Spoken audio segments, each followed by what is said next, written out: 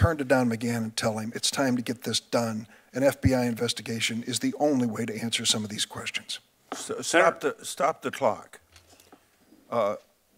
This committee is running this hearing, not the White House, not Don McGahn, not even you as a nominee.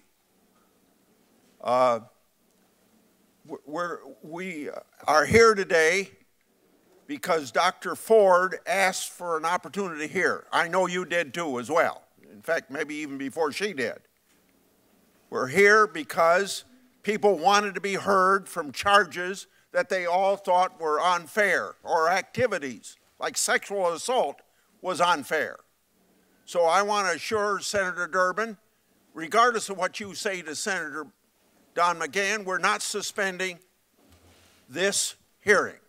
Proceed to answer the question, or whatever, or if the gentleman... I'll just say this. If you, Judge Kavanaugh, turn to Don McGahn and to this committee and say, for the sake of my reputation, my family name, and to get to the bottom of the truth of this, I am not going to be an obstacle to an FBI investigation, I would hope that all the members of the committee would join me in saying we're going to abide by your wishes and we will have that investigation. I welcome whatever the committee wants to do because I'm telling the truth. I want to know what you want to do. I'm telling the truth. I want to know what you want to do, Judge. I'm innocent.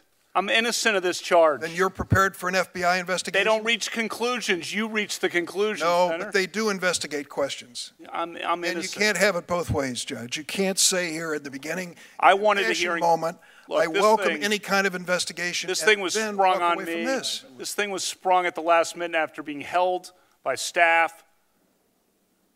You know, Judge, and I called for a hearing immediately. If there is no truth to her charges, the FBI investigation will show that. Are you afraid that they might not? Come on, gee whiz. The FBI does not reach. You know that's a phony question because the FBI doesn't reach conclusions. So they just provide the 302s. With 302s, so I can explain to people who don't know what that is. They just go and do what you're doing, ask questions, and then type up a report. They don't reach the bottom line conclusion. This morning, I asked Dr. Ford. I asked her about this incident where she ran into Mark Judge at a Safeway, and she said, "Sure, I remember. 6 or 8 weeks after this occurrence." Well, someone at the Washington Post went in and took a look at Mr. Judge's book and has been able to, the run that he wrote about his addiction and his alcoholism. And they have narrowed it down what they think was a period of time, 6 or 8 weeks after the event. And he would have been working at the Safeway at that point. So the point I'm getting to is we at least can connect some dots here and get some information. Why would you resist that kind of investigation? Why would you resist that kind of investigation? Sir, I wanted the hearing last week. I'm asking about the FBI investigation. The committee figures out how to ask the questions. I'll do whatever. I've been on the phone multiple times with committee counsel. I'll talk to... Judge Kavanaugh, will you support an FBI investigation right now? I will do whatever the committee wants to... Personally, do you think that's the best thing for us to do?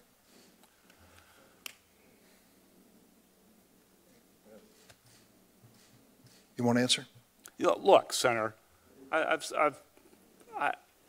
said I wanted a hearing, and I'd said I was welcome anything. I'm innocent. This thing was held when it could have been presented in the ordinary way. It could have been held and handled confidentially at first, which was what Dr. Ford's wishes were, as I understand it, and wouldn't have caused this, like, destroyed my family like this effort has. I think an FBI investigation will help all of us on both sides of the issue. Senator Graham asked for the floor, but before he does, it seems to me that if you want to know something, you got the witness right here to ask him. And secondly, if you want an FBI report, you can ask for it yourself. I've asked for FBI reports in the past, in the 38 years I've been in the Senate. Senator Graham. Are you aware that at 9:23 on the night of July the 9th, the day you were nominated to the Supreme Court by President Trump, Senator Schumer said, 23 minutes after your nomination, "I will oppose Judge Kavanaugh's nomination with everything I have. I have a bipartisan, and I hope a bipartisan majority will do the same. The stakes are simply too high for anything less. Well, if you weren't aware of it, you are now.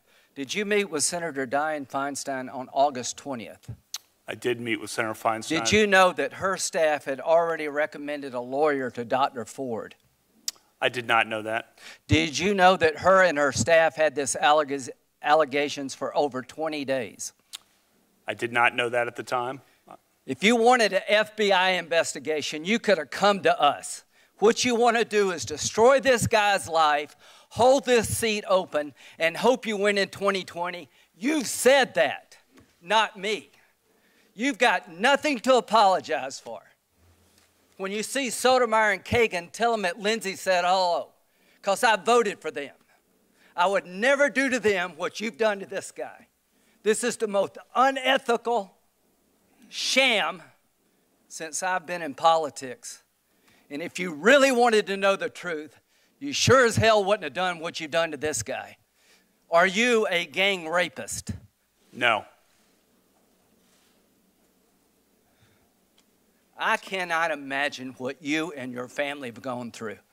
Boy, y'all want power. God, I hope you never get it. I hope the American people can see through this sham, that you knew about it and you held it.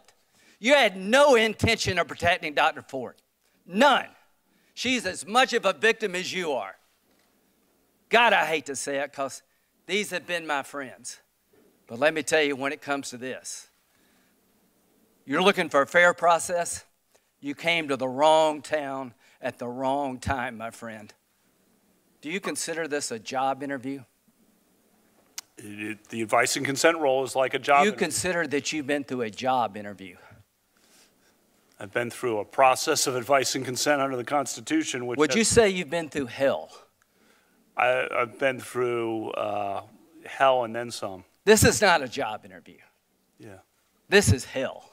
This is going to destroy the ability of good people to come forward because of this crap. Your high school yearbook.